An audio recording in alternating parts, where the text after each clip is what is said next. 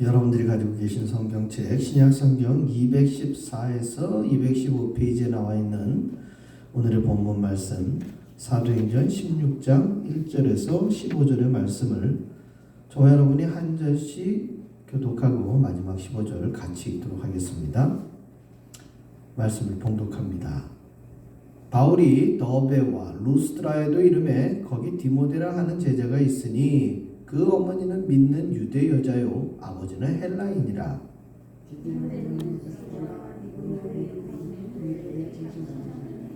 바울이 그를 데리고 떠나고자 할새 그 지역에 있는 유대인으로 말미암아 그를 데려다가 할례를 행하니 이는 그 사람들이 그의 아버지는 헬라인인 줄 다 알미러라.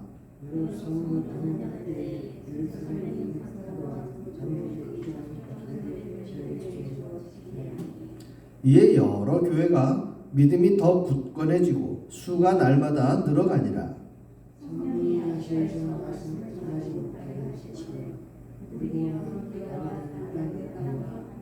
무시아 앞에 이르러 비두니아로 가고자 애쓰되 예수의 영이 허락하지 아니하시는지라. 밤에 환상이 바울에게 보이니 마게도냐 사람 하나가 서서 그에게 청하여 이르되 마게도냐로 건너와서 우리를 도우라 하거늘.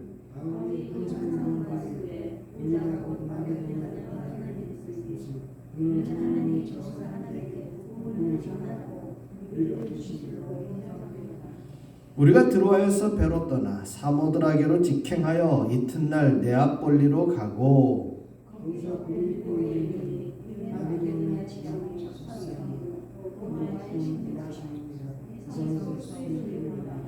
안식일에 우리가 기도할 곳이 있을까 하여 문 밖 강가에 나가 거기 앉아서 모인 여자들에게 말하는데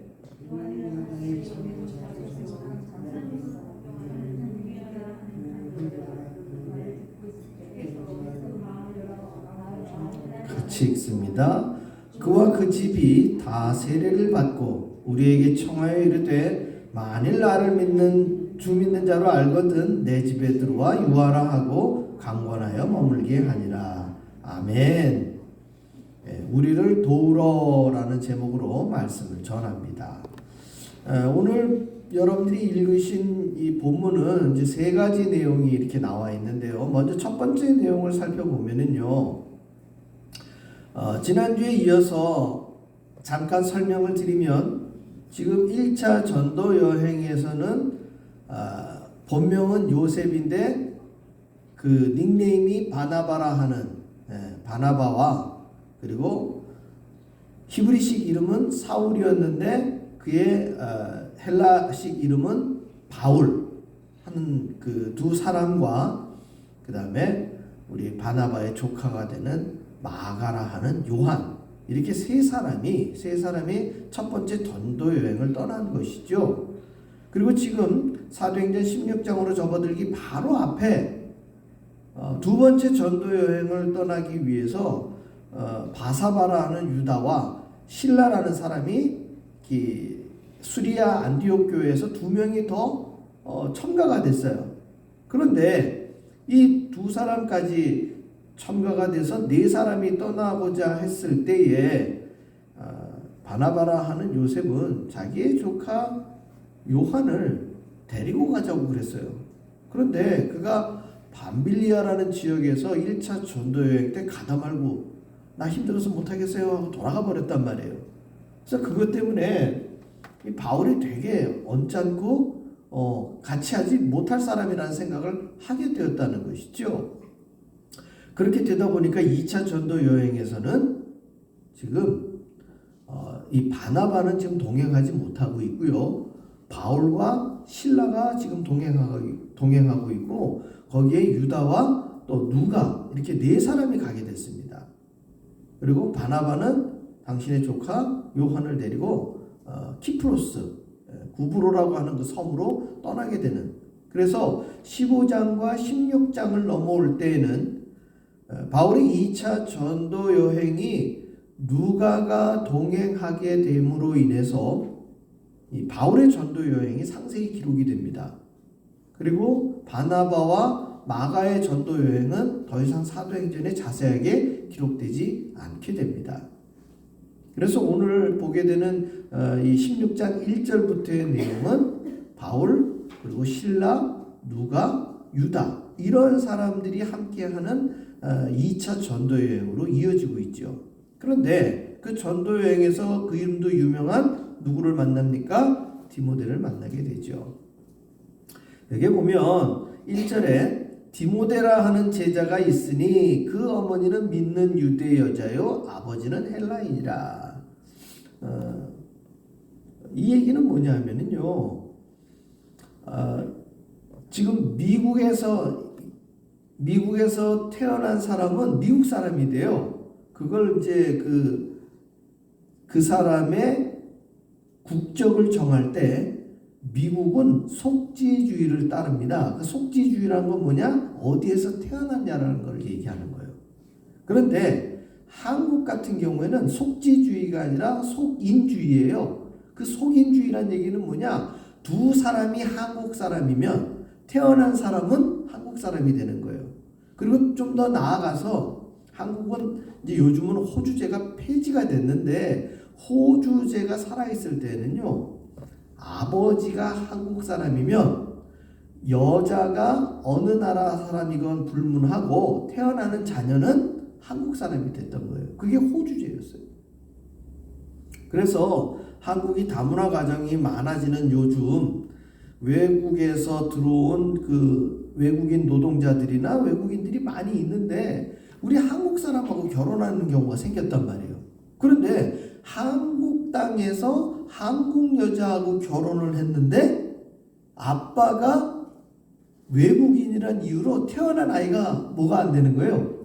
한국 사람이 안 되는 거예요. 그래서 그런 일이 굉장히 많이 발생되기 때문에 우리나라에서 호주제를 폐지하게 된 거예요. 그래서 우리나라는 속인주의, 즉 한국 사람이면 태어나는 사람은 어디에서 태어나도 한국 사람이 되는 거예요. 그래서 미국에 사는 가정에서 한국 사람들이 많이 있잖아요. 그래서 그 아이가 태어났을 때 미국에서 태어나니까 미국 사람 국적이 생기고 양 부모가 한국인이기 때문에 그 아이는 태어나면서 한국인이 되는 거예요. 그래서 자연스럽게 이중 국적이 형성이 되는 일들이 발생하는 이유가 그런 이유이죠. 그런데 오늘 디모데 같은 경우에는 어떤 일이 벌어졌느냐?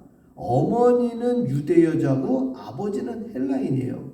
그랬을 때 우리가 생각할 때는 디모데는 헬라 사람인 것 같은데 유대인들이 어머니 쪽 혈통이 여인일 경우, 유대인일 경우 헬라인이 아니라 유대인으로 인정을 해줘요. 그 이유는 다름 아닌 이 슬픈 배경을 갖고 있죠. 이스라엘도 마찬가지로 우리나라와 마찬가지로 외적의 침입을 많이 겪습니다. 외국인의 침입을 많이 겪다 보니까 대다수 남자들이 전쟁터에 나가서 어떻게 돼요? 생명을 잃게 되는 거예요. 그렇게 되다 보니까 상대적으로 남자의 수는 적어지고 여자의 수가 많아지죠. 그랬을 때 물리적으로 이 유대인 여인이 유대인 남성과 결혼할 수 있는 것은 불가능하게 되는 거예요. 남자의 수가 너무 적어지기 때문에. 그래서 랍비를 비롯한 유대인 율법주의자들이 여인이 유대인일 경우 다른 나라 남자와 결혼을 하더라도 가정교육을 이 모세의 율법에 의거해서 율법 교육을 어머니가 철저하게 가르친다라는 전제로 그 태어나는 자녀는 어떻게 된다? 유대인으로 인정을 하게 되는 거예요. 그래서 지금 신약 성경에 기록되고 있는 이 당시의 유대인의 혈통은 북의 혈통을 인정하는 쪽이 아니라 목의 혈통을 인정하는 그러한 그 유대인 국적을 유지하는 방법을 설명해주고 있는 거예요. 그래서 어머니와 외조모까지 나중에 보면 디모데후서 3장에 가보면 외조모 유니스와 어머니 유니게 로이스와 외조모 로이스와 어머니 유니게 이런 식의 그 목의 혈통을 바울이 설명하고 있어요. 그래서 지금 그 어머니는 믿는 유대 여자요, 아버지는 헬라인이라라는 요 표현 뒤에는 유대인으로 인정하는 것이 목의 혈통임을 밝혀주고 있는 그런 구절이 되겠습니다.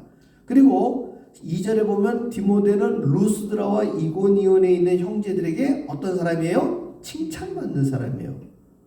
단순히 선한 일을 행해서 칭찬받는 자를 떠나서 그가 모세의 율법에 의거했을 때에 그 율법대로 살아가는 아주 충실한 신앙인임을 보여주는 장면이라는 것이죠. 그래서 3절에 바울이 그를 데리고 떠나고자 할새 그 지역에 있는 유대인으로 말미암아 그를 데려다가 할례를 행하니, 이것이 결국은 디모데가 유대인이 아니기 때문에 할례를 행한 것이 아니라 이방 지역에 사는 유대인들이 이 디모데를 우리 미국으로 치면 1.5세나 아예 국적을 미국 사람으로 갖고 있는 2세로 여길까봐 그가 헬라인 아버지를 두고 있지만 그는 모세의 율법에 의거한 어느 국적을 가진 사람이다? 유대 국적을 가진 사람이다 라는 걸 밝히기 위해 뭘 하는 거예요? 할례를 행하게 되는 것이죠. 그래서 그 뒤에 이는 그 사람들이 그의 아버지는 헬라인인 줄 다 알미러라 이렇게 기록되고 있는 거예요. 그래서 우리가 볼 때는 1절, 2절, 3절이 그냥 평이한 구절로 나오지만 이렇게 한꺼풀 들어가서 디모데의 국적 문제, 그가 유대인이며 모세의 율법을 충실히 지키고 있는 사람이라는 것을 설명하기 위해서 누가는 1절, 2절, 3절을 기록하고 있는 것이죠. 그리고 4절에 보게 되면요, 여러 성으로 다녀갈 때에 예루살렘에 있는 사도와 장로들이 작정한 규례를 하고 나와 있죠. 그러면 이 작정한 규례가 어느 쪽일 것 같아요? 예수님의 말씀 쪽일 것 같아요? 모세의 율법 쪽일 것 같아요? 이게 모세의 율법 쪽에 가깝다는 거예요. 그것은 복음을 전하는 사람들이 모세의 율법이 꼭 필요해서라기보다는 지금 이방 지역에 살고 있는 유대인들이 자신들의 유대인 정체성을 지키고 있는 건 딱 두 가지예요. 첫째는 안식일을 지키는 것이고요. 두 번째는 모세의 율법을 지키는 거예요. 그래서 오늘날 유대인들도 자신들이 유대인이기 때문에 안식일을 지킨다라기보다는 안식일을 지켰기 때문에 자신들이 유대인의 정체성을 오늘날도 지니고 있다고 이 주비시들은 얘기하고 있는 거예요. 자, 그래서 그로 인해서 그들에게 주어 지키게 하니 결과적으로 5절에 어떻게 됐습니까? 이에 여러 교회가 믿음이 더 굳건해지고 수가 날마다 늘어가니라. 그래서 예루살렘에 있는 사도와 장로들이 보내준 이 규례로 말미암아 교회가 더욱더 시너지 효과를 얻어서 든든해지고 있음을 밝혀주고 있는 거예요. 그러니까 이방 지역에 사는 유대인들은 그들이 자신들이 믿고 따르는 모세의 율법이 예수님의 말씀보다 앞서는 건 아니지만 그들의 삶의 행동이나 규칙으로서는 뭘 지키고 있다? 모세의 율법을 지키고 있다는 것을 보여주는 장면이에요. 그리고 그로 말미암아 교회가 믿음이 더 굳건해지고 수가 날마다 늘어가는 시너지 효과가 있는 것을 보여주고 있다는 것이죠. 이것은 굉장히 중요한 의미가 있습니다. 오늘날 미국 사회는 그래도 청교도 정신이 아직까지 남아있다라는 이런 말들을 많이 쓰고 있어요.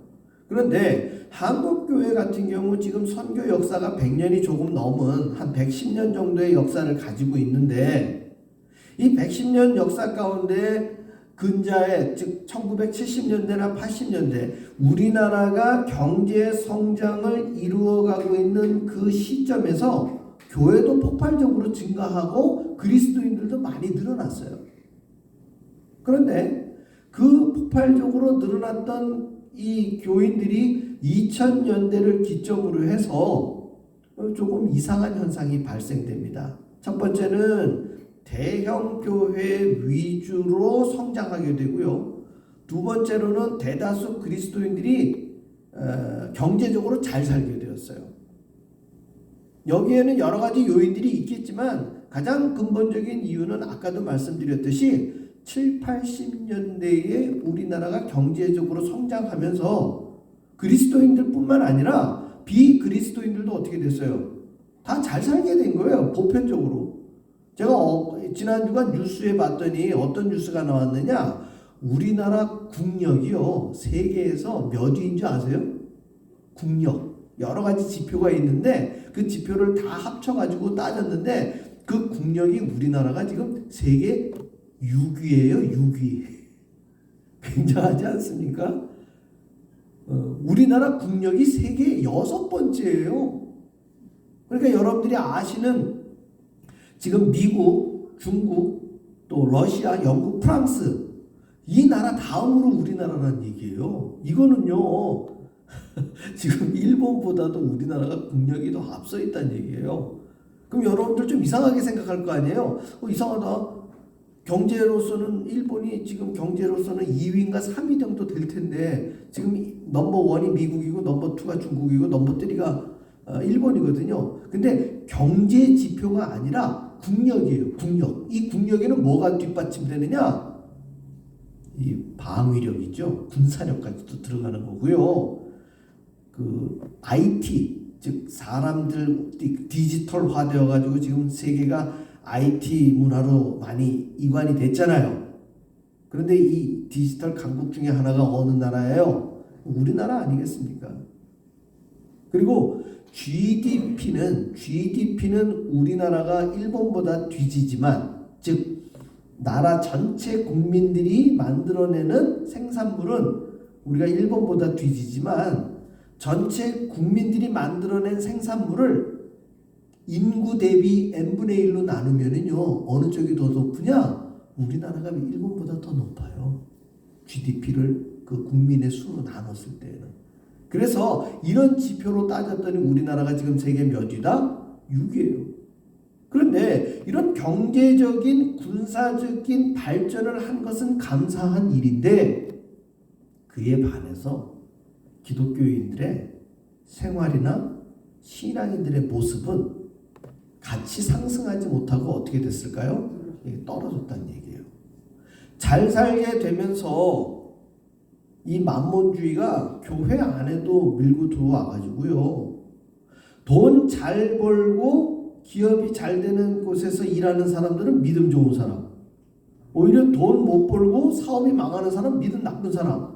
이런 어디에도 성경 어디에도 기록되어지지 않은 이상한 신앙들이 생기고요. 그 신앙 때문에 어떤 식으로 됐느냐?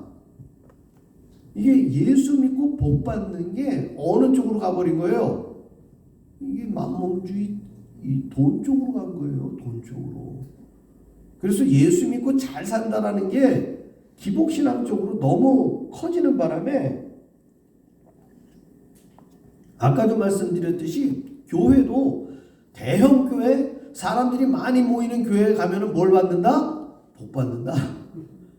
그리고 작은 교회, 사람들이 적게 모이는 교회에 가면은 복을 적게 받는다 라는 인식을 이상하게 생각하게 됐고요. 나중에 브랜드까지 생긴 거예요. 나는 강남에 어떤 교회를 다니는데 라는 것이 자기의 어떤 신앙의 지표로 되어지는 이러한 기괴한 현상이 한국 교회 내에 생기게 되다 보니까 지금 오늘날 코로나나 여러 가지 어려움에 직면했을 때 사람들의 신앙이 이러한 부분들을 감당하지 못하게 되는 현상이 벌어지게 된 거예요. 초창기 이 바울이 복음을 전하고 이방 지역에 살고 있었던 사람들이 예수님의 말씀을 믿고 모세의 율법대로 살아가는 그 사람들을 자신들과는 다른 삶을 살고 있는 사람들이다라는 그러한 기준을 갖고 부르던 이름이 뭐다? 그게 그리스도인이라는 표현이에요. 그런데 오늘날 한국에 있는 그리스도인들은 예수를 믿지 않는 사람들이 봐도 자신들과 특별히 다를 바가 없는 거예요. 심지어 도덕적인 어떤 그런 기준이나 또 경제관념이나 이런 것들이 때로는 자신들이 생각하는 것보다 더 못한 경우들이 많으니까 사람들이 크리스찬이 되는 것에 대해서 그다지 중요하게 여기지 않는다는 거예요. 그리고 중요한 어떤 모랄의 기준, 도덕적 기준을 이야기할 때 교회가 제시하고 있고 강대상에서 선포되는 말씀이 비그리스도인들한테 그닥 영향력을 미치지 못했다는 것입니다. 결론적으로 지금 4절에 등장한 예루살렘에 있는 사도와 장로들이 작정한 규례라고 하는 이 구약의 모세의 율법은 다시 한번 말씀드리지만 교회가 믿음이 더 굳건해지고 수가 날마다 늘어가는데 긍정적인 영향을 미칩니까? 부정적인 영향을 미칩니까? 긍정적인 영향을 미치는 거예요.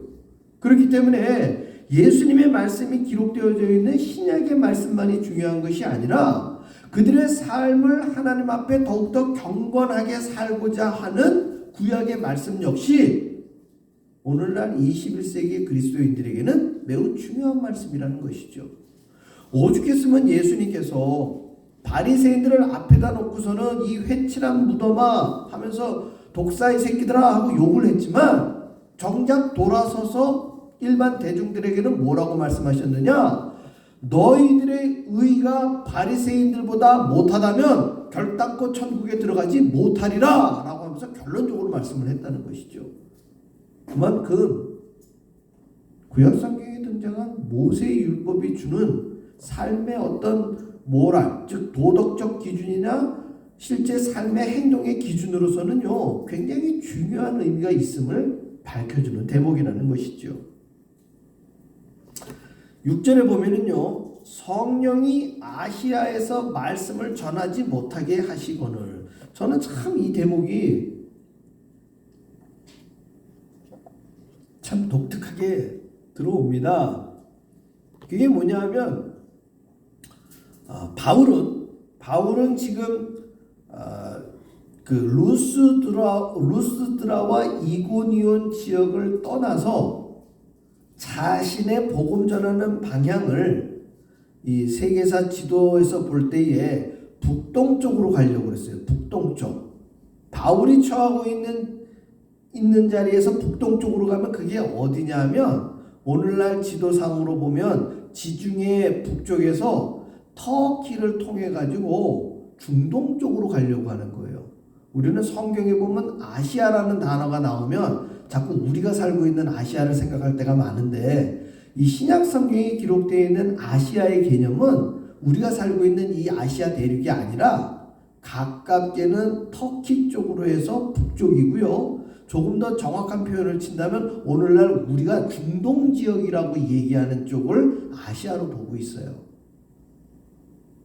그래서 바울은 중동 지역 쪽의 방향으로 복음을 전하기 위해서 나아가려고 했는데 성령이 아시아에서 말씀을 전하지 못하게 하시거늘 하면서 이야기가 전개가 돼요. 그 이유는 7절에 등장하죠. 무시아 앞에 이르러 비두니아로 가고자 애쓰되 예수의 영이 허락하지 아니하시는지라. 그래서 무시아를 지나 드로아로 어떻게 해요? 내려갔는데 북쪽으로 올라가려다가 도무지 예수의 영이 허락하지 않아서 남쪽으로 남하하는 장면을 보여주는 거예요. 게다가 밤에 환상이 바울에게 보이니 마게도냐 사람 하나가 서서 그에게 청하여 이르되 마게도냐로 건너와서 우리를 도우라 하거늘. 이렇게 등장하는 거예요. 자, 그랬을 때 여러분들에게 한번 여쭤볼게요. 여러분 마게도냐 사람이 어떻게 생겼어요? 모르겠죠? 저도 몰라요. 마게도냐 사람이 어떻게 생겼는지. 근데 여러분들에게 일본 사람이 어떻게 생겼어요? 그러면 여러분들 머리에 떠올라요? 안 떠올라요? 머리에 좀 떠오르죠? 사실 미국 사람들이 아시아인들 하면은 중국 사람이나 한국 사람이나 일본 사람이나 똑같이 생각하는데 우리는 그 똑같이 보면 어떻게 생각해요? 기분 좋게 생각해요? 우리는 기분 별로 좋지 않거든요. 예. 그리고 우리가 볼 때는 중국 사람하고 일본 사람하고 같아요, 달라요? 우리는 다르다고 생각하잖아요. 예. 그런 것처럼 우리가 알고 있는 일본 사람이나 또 중국 사람, 조금 더 나아가서 여러분 필리핀 사람 하면 또 떠올리는 이미지가 있어요. 필리핀 이러면 우리 중국이나 일본인보다는 피부가 조금 더 까무잡잡하고, 그렇죠? 체격이 우리보다 조금 작은 어떤 그런 느낌을 갖는단 말이에요. 그래서 우리는 필리핀 사람 혹은 일본 사람 이렇게 하면 떠오르는 이미지가 있는데 마게도냐 사람 하면 우리는 이미지가 없어요. 그러나 지금 밤의 환상으로 바울에게 나타난 성령님이 마게도냐 사람을 딱 보여줬을 때 지금 바울은 그 사람이 어느 지역 사람이다? 마게도냐 지역 사람이라는 걸 딱 안다는 것이죠. 특징은 우리가 오늘날 성경을 보면서 알 수는 없지만 바울이 그 마게도냐 사람을 딱 봤을 때 그 사람은 어느 지역 사람이다? 마게도냐 지역 사람이다 안다는 것이죠. 근데 그 사람이 뭐라고 얘기합니까? 우리를 도우라 하거늘. 이것이 가장 핵심이에요. 지금 바울은 자기가 나아가고자 하는 곳으로 가는 것이 중요한 것이 아니라 성령의 환상을 보고 우리를 도우라 한 쪽으로 가는 것이 핵심이라는 것이죠. 사랑하는 성도 여러분, 저와 여러분이 이 땅을 살아갈 때에 우리는 수많은 계획들을 세웁니다. 그것이 자녀들을 향한 기대가 될 때도 있고요. 사업을 벌일 때 앞으로 이 사업을 어디로 할 것인가, 직장을 선택할 때 이 직장을 선택할 것인가, 저 직장을 선택할 것인가, 우리는 다양한 선택의 기로에 설 때가 많아요. 그런데 오늘 성경은 가장 중요한 결정을 내릴 때 누구의 결정을 중요시 여기고 있습니까? 이 성령의 도우시는 인도하심. 여러분, 성령의 인도하심을 받기 위해서는 딱 두 가지 방법밖에 없어요. 첫 번째는 뭐예요? 기도 중에 환상을 보거나 기도 중에 응답을 받는 거예요. 그런데 하 목사는 지금까지 기도 중에 환상을 보거나 기도 중에 응답을 들은 적은 없어요. 저는 개인적으로 그래요. 그러면 어떻게 성령의 인도하심을 받겠느냐? 저는 두 번째 방법을 여러분들에게 제시합니다. 그거는 뭐냐? 계시된 말씀이에요. 계시된 말씀은 뭐예요? 두 글자로 성경. 이미 우리 가운데 66권의 굉장히 두꺼운 성경책이 있어요. 이 성경책을 우리가 무시로 정말 물가에 심기운 나무처럼 날마다 이 성경 말씀을 읽고 묵상하는 가운데 성령님께서는 이 성경의 말씀을 가지고 저에게 갈 길을 제시하셨다는 것이죠. 그러나 여러분, 이렇게는 하지 마십시오. 기도하고 하나님 오늘 말씀은 어떤 말씀을 주실 것입니까? 하면서 짠 하고 열면은 그때 그 펼쳐진 그 성경 말씀 구절이 여러분들에게 혹 인도를 하실런지 모르겠지만 그렇게 인도될 때는 굉장히 위험한 경우들이 많아서 제가 그리 하지 말라는 것입니다. 여러분들이 성경 말씀을 충분히 읽고 묵상하는 가운데 하나님은 여러분들 가운데 새기어진 그 말씀들을 가지고서 여러분들에게 응답하시는 하나님이시라는 것이죠. 따라서 다시 한번 정리해드리면 성령이 여러분들에게 말씀을 주실 때에는 기도하는 가운데 환상과 음성으로 응답을 주시는 경우도 있고, 두 번째는 여러분들이 읽으신 말씀을 가지시고 응답하시는 경우가 있다는 것을 분명히 말씀드립니다. 이 두 가지의 성령의 응답이 거의 99% 여러분들의 신앙의 길을, 여러분들의 신앙의 선택을 확실하게 하는 중요한 응답의 장치로 작용이 됩니다. 따라서 여러분들 무시로 깨어서 기도하시고요. 여러분들 틈나실 때마다 말씀을 통해서 성령의 응답 받으시는 삶이 되시기를 축원합니다.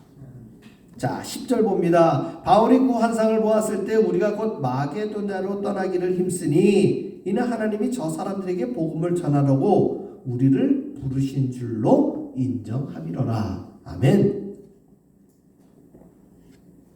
자, 그래서 그렇게 떠나서 11절에 우리가 드로아에서 배로 떠나 사모드라게로 직행하여 이튿날 네아폴리로 가고, 이런 지명들은요, 여러분들이 가지고 계신 성경책 뒤에 보면 바울의 사도행전 여행, 전도 여행, 1차 전도 여행, 2차 전도 여행 이런 것들이 자세하게 다 나와 있고요. 정의 잘 모르시겠으면은요, 구박사한테 물어보시면 아주 잘 가르쳐 줍니다. 구박사가 누구예요? 구글에 바울의 2차 전도 여행 하면은요 지도가 짜라락 하고 요즘에 스마트폰에 다 나옵니다. 그래서 여러분들이 그러한 내용들을 가지시고도 이 드로아, 뭐 사모드라게, 네아폴리 이런 지명들 그 지도를 통해서도 볼 수 있습니다. 자, 그곳에 갔는데 거기는 다른 지역과 달리 유대인들의 회당이 없었어요. 이전에 1차 전도여행 갔을 때는 어디가 있었습니까? 이 시나고게라고 하는 회당이 있었단 말이에요. 그래서 그 회당에 가가지고 안식일을 지키면서 거기에 있는 사람들이 바울과 함께한 사람들에게 말씀을 전할 기회를 줘서 바울이 복음을 전포했는데 지금 도착한 이 네아폴리라고 하는 지역 그리고 빌립보에 이르렀을 때에는 13절에 보니까 안식일에 우리가 기도할 곳이 있을까 하여 문 밖 강가에 나가 거기 앉아서 모인 여자들에게 말하는데 그 여인들이 뭐라고 대답하였느냐? 여기 회당은 없고요. 자색 옷감 장사하는 하나님을 잘 섬기는 루디아라는 여자가 있는데 그 집에 가시면 같이 말씀을 나눌 수 있어요. 그렇게 이야기를 한 거예요. 그래서 그 마음을 열어 바울의 말을 따르게 하신지라. 그래서 그들이 그 루디아라 하는 여자의 집에 가가지고 안식일을 같이 지키면서 바울이 그 여인에게 복음을 전했더니 그 루디아라는 여인이 그 복음을 받아들여서 15절에 보니까 그와 그 집이 다 세례를 받고 우리에게 청하여 이르되 만일 나를 주 믿는 자로 알거든 내 집에 들어와 유하라 하고 강권하여 머물게 하니라. 할렐루야. 바울이 2차 전도 여행을 하는 베이스 캠프가 설치가 된 거예요. 베이스 캠프가. 그래서 2차 전도 여행을 할 때에는 지금 자색 옷감 장사, 예전 개혁 성경에 보면 자주장사라고 되어 있었어요. 자주장사 루디아, 자색 옷감 장사하는 루디아라고 하는 이 여인의 집에 바울의 일행들이 머물면서 그곳 지역에 복음을 전파하게 되었다는 것이죠. 우리를 도우라. 바울의 환상 가운데 나타난 이 말씀을 가지고 바울은 그의 복음 전파하는 계획을 세우게 됩니다. 성경에 등장한 드로아나 사모드라게나 네아폴리라는 이 지역을 처음서부터 가려고 바울이 작정한 건 아니었어요. 그와 마찬가지로 여러분들의 인생길 가운데에서 우리의 예찬 교회에 가는 길에서도 우리가 정해놓은 길로 가는 것이 아니라 하나님은 날마다 우리의 가는 길을 열어주신다는 거예요. 그 열어주시는 길목마다 우리는 뭐 하면 되는 거예요? 순종하며 나아가면 되는 거예요. 이 사람하고는 아닌데, 저 사람하고는 아닌데, 이 교회는 아닌데, 저 교회는 아닌데, 내 입에 맞는 떡을 찾는 것이 아니라 주께서 주시는 말씀에 순종하면 그 길이 어떻게 된다? 보이고 열린다는 거예요. 사랑하는 성도 여러분, 오늘날도 우리를 도우라 하고 하는 성령의 환상은 목회자인 저에게만 열리는 것이 아니라 여러분들에게도 동일하게 열리는 것이에요. 왜요? 성경의 말씀은 저에게만 주시는 말씀이 아니니까. 또한 성령의 환상은 아까 말씀드렸죠? 아직까지 저에게는 없었더라고요. 그러나 여러분들에게는 또 충분히 열릴 수 있는 거예요. 그랬을 때에 여러분들 역시도 복음의 증거자, 복음의 전파자가 될 수 있는 것이고요. 성경 말씀을 증거하는 주의 거룩한 일꾼이 될 수 있는 거예요. 21세기에 꼭 목사만 하나님의 일꾼이 되라는 법이 없는 것이거든요. 따라서 이 우리를 도우라는 음성에 귀 기울이시면서 여러분들이 기도하며 말씀을 여는 삶을 살 때에 성령님은 오늘도 저와 여러분의 가슴에 우리를 도우라는 말씀을 새겨주실 줄로 믿습니다. 이 말씀 붙들고 앞으로도 그 말씀 확실하며 살아가시는 저와 여러분 되시기를 주의 이름으로 축원합니다. 기도하겠습니다. 할렐루야. 아버지 하나님 감사합니다. 오늘도 우리가 말씀 가운데 주의 은혜에